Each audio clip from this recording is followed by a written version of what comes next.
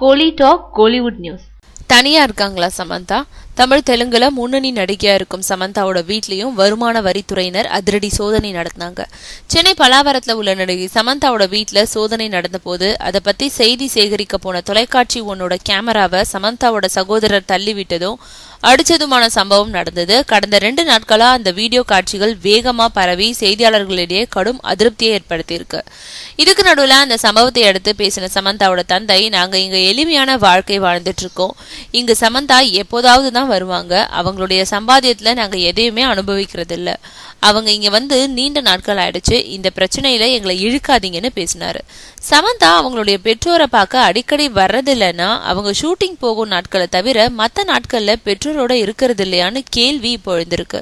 சமந்தாவுக்கு பல்லாவரம் வீடு தவிர சென்னையில முக்கிய பகுதி ஒன்றுல மற்றொரு வீடும் ஹைதராபாத்ல இன்னொரு வீடும் இருக்கிறதா சொல்றாங்க.